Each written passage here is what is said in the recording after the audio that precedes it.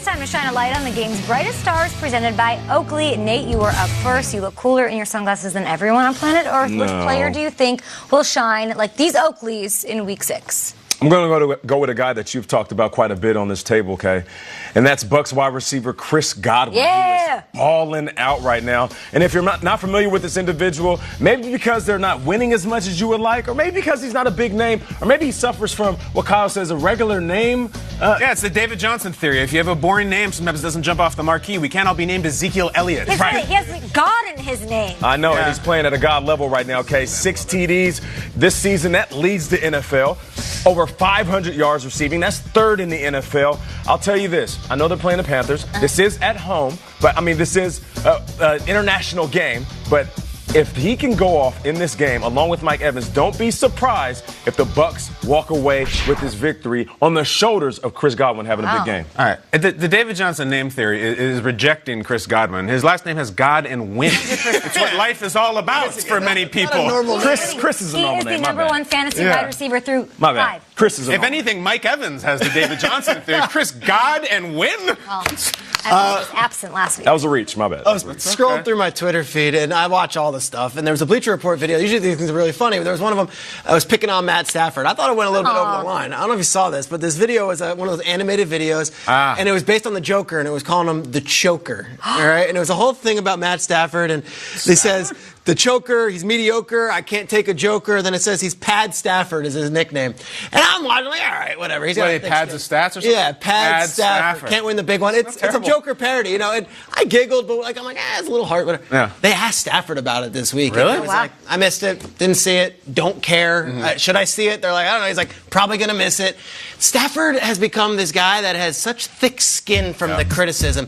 Year after year after year, it's like the NFC North. Let's talk about the Bears, the Packers, and the Vikings. And oh yeah, there's that team in Detroit. Guys, I know they lost to the Chiefs 2 weeks ago.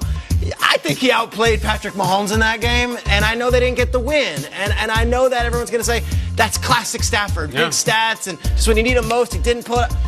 Stafford's got Aaron Rodgers this weekend on Monday Night Football. It's time. It's time. Bleacher Report, be darned. You know, everyone else, be darned. Go out, be the brightest star, be the Matt Stafford we know you can be, and shut everybody up. Matt Stafford, I expect big numbers against the Packers. All right. Pad and Matt, does it even rhyme? It doesn't. I'm really It confused doesn't. about It's good animation, though. Yeah. I gotta say, those glasses look great on you, Peter Schrager. My goodness, Awesome on all you Oakleys guys. are so sweet. I want to talk about Jimmy Garoppolo. Yes, we've done a lot of talking about them, but they are undefeated. They've got the Rams, and he was paid, right? Brinks truck, backed up, got all the money. Yes, he is 12-2 as a starter, but I dare say this is the first game that he's really playing that has major stakes at play. They want to remain undefeated.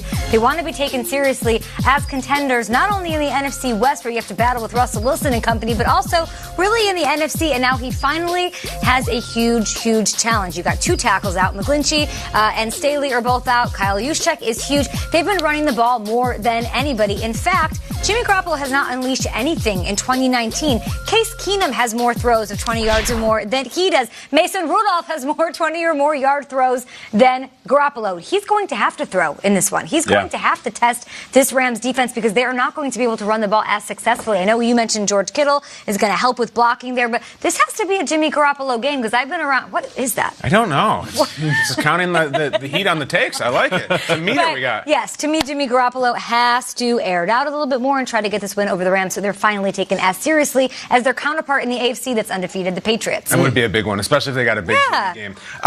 Did you guys know, there it is again. Do you guys know what the United States defense condition is? You know what that is? That's DEFCON. And I'm going to look at the Dallas Cowboys who are coming to Jersey right down the road. Go. People mistake that DEFCON goes up. As the situation escalates, it goes to 3, 4, 5. It doesn't. It goes down. 3, 2, 1. If the Dallas Cowboys lose this game to the New York Jets, we are at DEFCON 1. It's a 3-game losing streak. Everything is coming unraveled. I don't know if you guys know this, but remember the first month of the season? Kellen Moore invented offensive football in the league. He invented the forward pass. Not in a couple of weeks they haven't. You cannot lose this game to the Jets, especially since Dak Prescott, we're counting how many times it's been since Dak Prescott's been paid. Over and over. I don't even know if Dak Prescott in NFL terms could afford these Oakleys, and they're affordable. He'd have to buy Folkleys on the steps of the train station, and they're not the quality. Guys, they can't do this. The Eagles are really good. The Eagles are next. If they lay an egg and lose to the Jets with Sam Darnold coming off a month of spin the bottle, DEFCON 1, Boom! Dak, you better have a day, dude. Let's go.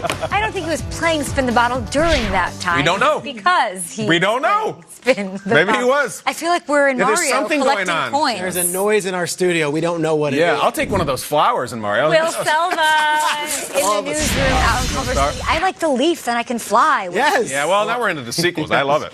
Raccoon suit. Absolutely. I just am waiting for one of Shade. you to do the Horatio Kane sunglasses pose, and I was expecting Schrader to do we'll get it. there, right.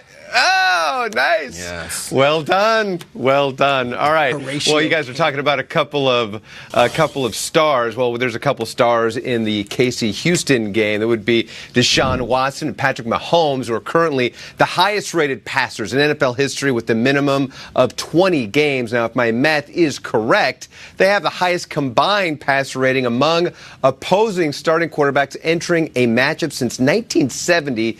217.8. 217.8. Now, Mahomes will not be at 100% for this contest. He's still dealing with an ankle injury suffered in Week 1. He tweaked it in a loss to the Colts last Sunday. Mahomes says it's not perfect, but it is good enough where he can run and cut and still do what he needs to do to win. Steelers quarterback Mason Rudolph practicing on a limited basis on Thursday for the second straight day, which is a good sign, but he is still in the NFL's concussion protocol.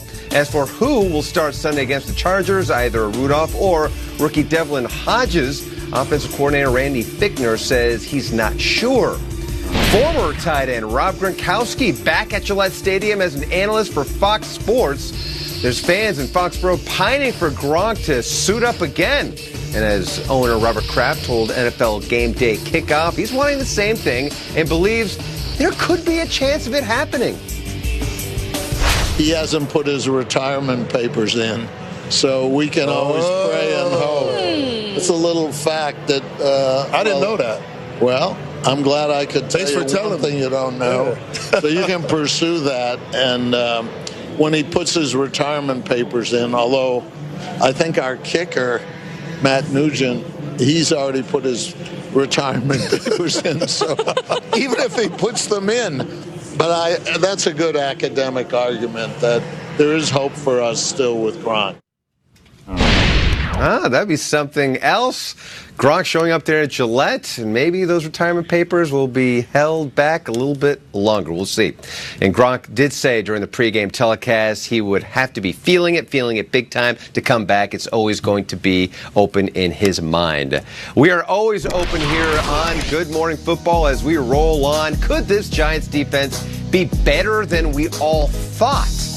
And can the man with the mustache withstand the Saints defense on Sunday? We delve into that and more ahead on Good Morning Football.